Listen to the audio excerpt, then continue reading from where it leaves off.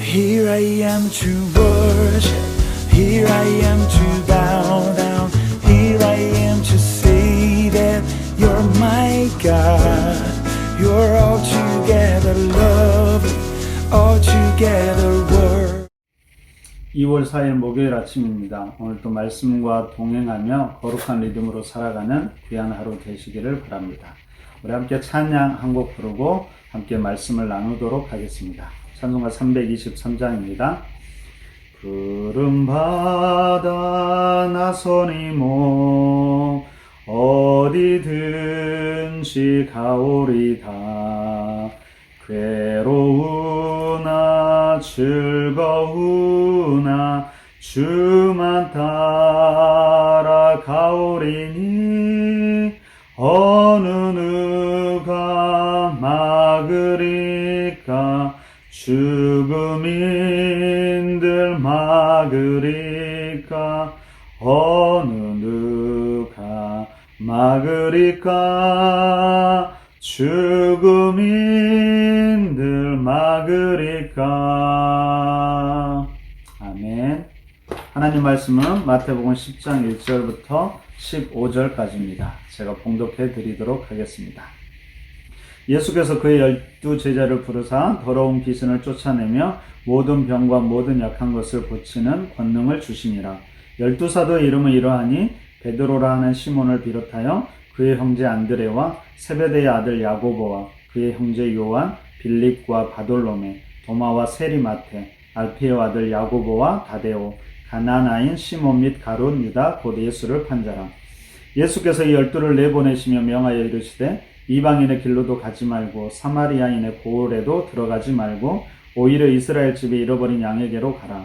가면서 전파하여 말하되 천국이 가까이 왔다 하고 병든 자를 고치며 죽은 자를 살리며 나병 환자를 깨끗하게 하며 귀신을 쫓아내되 너희가 거저 받았으니 거저 주라. 너희 전대에 금이나 은이나 동을 가지지 말고 여행을 위하여 배낭이나 두벌옷이나 신이나 지팡이를 가지지 말라. 이는 일꾼이 자기의 먹을 것 받는 것이 마땅함이라. 어떤 성이나 마을에 들어가든지 그 중에 합당한 자를 찾아내어 너희가 떠나기까지 거기서 머물라. 또 그 집에 들어가면서 평안하기를 빌라. 그 집이 이에 합당하면 너희 빈 평안이 거기 임할 것이요 만일 합당하지 아니하면 그 평안이 너희에게 돌아올 것이니라. 누구든지 너희를 영접하지도 아니하고 너희 말을 듣지도 아니하거든 그 집이나 성에서 나간 너희 발의 먼지를 떨어버리라. 내가 진실로 너희에게 이르노니 심판날에 소돔과 고모라 땅이 그 성보다 견디기 쉬우리라. 아멘. 오늘 본문은 예수님께서 12제자를 부르시고 그들을 세상으로 파송하는 장면입니다. 먼저 2절부터 4절을 보면 제자들의 명단이 나옵니다. 우리가 이 명단을 보면서 가장 먼저 우리가 생각해야 할 것은 주님께서 우리를 제자로 부르셨다라는 사실입니다. 12제자를 부르시는 예수님께서 바로 우리도 지금 제자로 부르셨다라는 것이지요. 근데 우리가 오늘 본문을 보면서 좀 더 주목하고 싶은 것은 제자를 한 명 한 명 부르신 모습이 아니라 12명을 부르셨다라는 사실입니다. 다른 말로 하면 제자들을 공동체로 부르신 것이지요. 예수님께서 제자들을 부르시고 보내신 세상은 결코 평온한 세상이 아니었습니다. 오히려 치열한 영적인 전투가 벌어지는 현장이었지요. 그래서 16절을 보면 예수님께서 제자들을 보내면서 마치 양을 이리 가운데 보내는 것 같다라고 고백합니다. 주님은 하지만 이런 세상에서 제자들이 승리하기를 바라셨고 그들에게 주어진 목적을 잘 완수하기를 바라셨습니다. 바로 이것을 위해서 예수님께서 가장 기초적인 조치를 취해 주셨는데 그것이 바로 제자 공동체였습니다. 여러분, 우리에게는 공동체가 필요합니다. 함께 기도하고 함께 격려하고 함께 하나님을 예배하는 공동체. 이를 통해서 우리는 우리의 신앙을 지켜나갈 뿐만 아니라 영적인 전투에서 승리하게 될 것입니다. 더 나아가서 우리에게 주어진 삶의 목적 또한 우리는 이루어 가게 될 것입니다. 여러분, 그래서 신앙 공동체와의 교제는 너무나 중요합니다. 여러분, 때로는 약해 보여도 이러한 것에 참여하는 신앙인과 그렇지 않은 신앙인은 시간이 갈수록 큰 차이를 보일 것입니다. 우리 모두가 공동체를 소중히 여기기를 바랍니다. 특별히 우리 교회가 이런 공동체가 되면 좋겠습니다. 서로가 서로에게 끈끈하게 얽혀서 서로가 서로에게 힘이 되는 공동체, 그리고 하나님의 강력한 임재를 함께 경험하는 공동체, 그리고 그 안에서 지친 우리가 서로에게 힘이 되는 공동체, 그래서 그 힘을 바탕으로 다시 세상에 나가서 하나님 나라를 이루어 갈 수 있도록 도와주는 그런 공동체가 우리 교회가 되었으면 좋겠습니다. 우리가 함께 그 일을 위해서도 기도하시기를 바랍니다. 두 번째로, 예수님은 제자들을 세상에 보내시면서 그냥 보내신 것이 아니라 특별한 권능을 주셨다고 오늘 성경은 기록하고 있습니다. 여러분 1절을 다시 한번 보십시오. 예수께서 그의 제자를 부르사 더러운 귀신을 쫓아내며 모든 병과 모든 약한 것을 고치는 권능을 주시니라. 누가복음 10장 17절을 보면 제자들이 실제 전도 여행에서 이러한 권세를 사용합니다. 그리고 그 전도 여행에 돌아와서 이렇게 고백하지요. 주여, 주의 이름이면 귀신들도 우리에게 항복하나이다.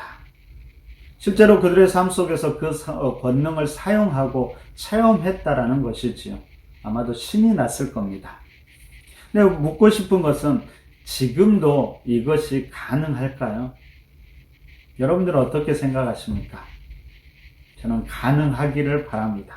이런 특별한 은사들이 우리에게도 많이 나타났으면 좋겠습니다. 그런데 여러분, 오늘 본문에서는 우리가 더 중요한 사실을 잊지 말아야 합니다. 8절을 한번 보십시오. 8절에 보면 이렇게 기록되어 있습니다. 병든 자를 고치며 죽은 자를 살리며 나병 환자를 깨끗하게 하며 귀신을 쫓아내고 너희가 거저 받았으니 거저 주라. 여기서 가장 중요한 핵심적인 메시지는 여러분, 거저 받았으니 거저 주라는 말씀입니다. 하나님이 주신 권능은 우리 자신을 위한 것이 아니었습니다. 그것은 바로 생명들을 위한 것이고 하나님 나라를 위한 것입니다. 이런 관점에서 본다면 우리의 관심은 은사 자체에 있는 것이 아니라 이 은사가 어떻게 사용되고 있느냐를 우리는 늘 점검할 수 있어야 합니다. 물론 모든 사람이 병과 약한 것을 고칠 수는 없습니다. 하지만 분명히 우리 모두에게도 주님께서 주신 특별한 은사와 재능이 있습니다. 하나님이 바라시는 것은 그 은사가 자기만을 위해 사용되는 것이 아니라 생명들을 위해, 하나님 나라를 위해 사용되기 원하셨습니다.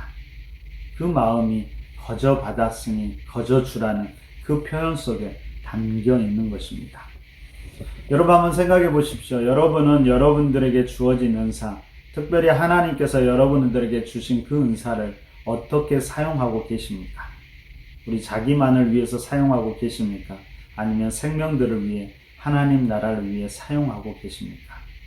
이 아침에 우리 자신을 말씀 가운데서 다시 한번 점검해 보시기를 바랍니다. 우리가 세 번째로 생각해 볼 것은 오늘 본문의 5절과 6절입니다.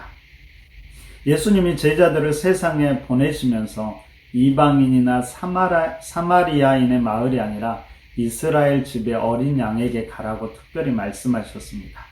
그럼 이것은 복음을 제한하고 한정하는 것이 아니라 오히려 마땅히 해야 할 일들을 감당하라는 것입니다. 책임성의 문제이지요.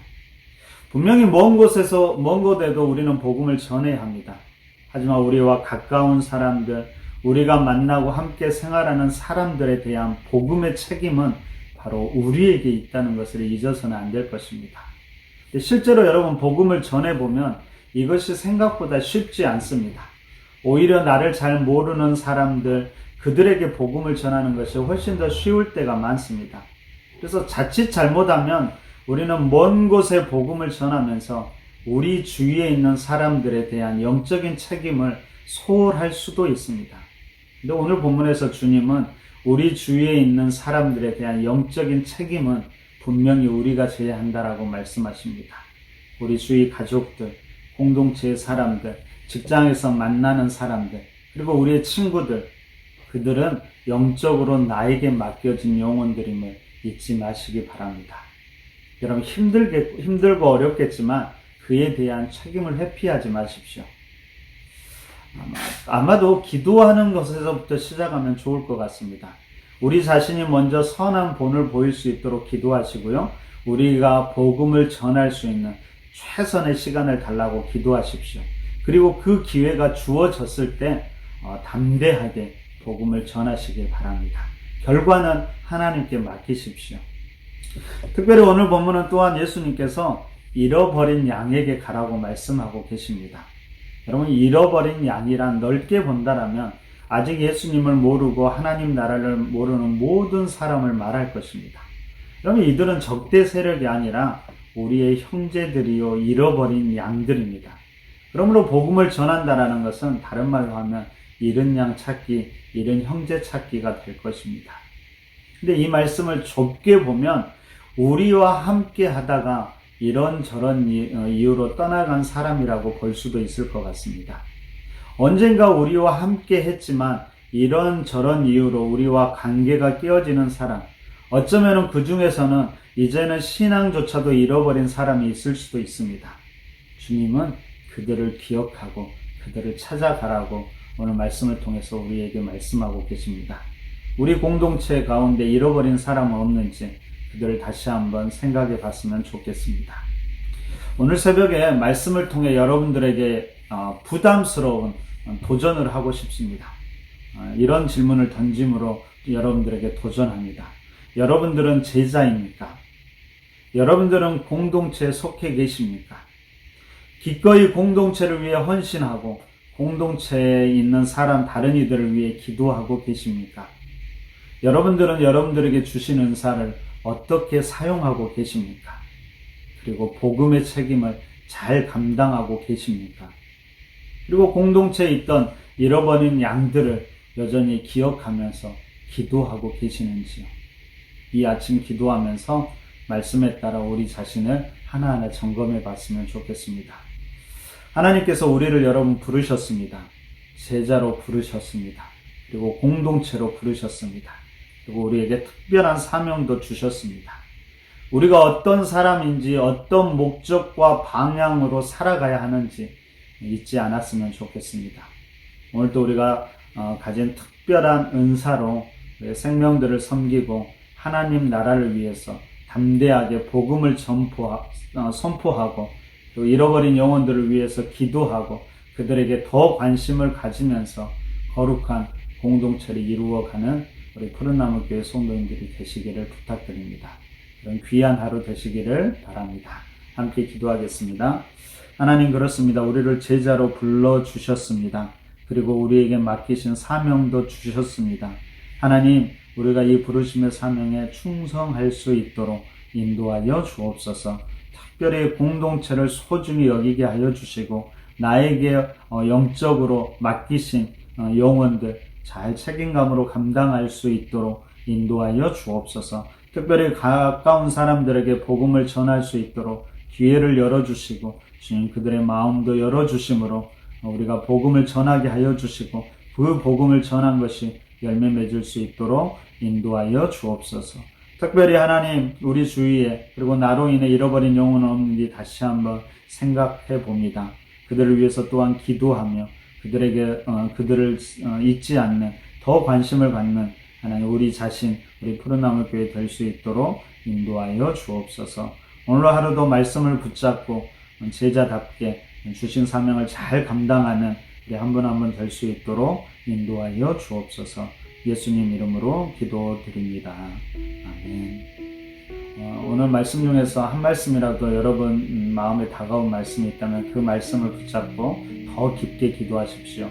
그리고 오늘 특별히 목요일 아침 우리 목회자들을 위해서 교회 리더자들을 생각하면서 기도해 주시기를 부탁드립니다. 한 사람 한 사람 얼굴을 떠올리면서 기도해 주셨으면 감사하겠습니다. 우리 함께 기도하도록 하겠습니다.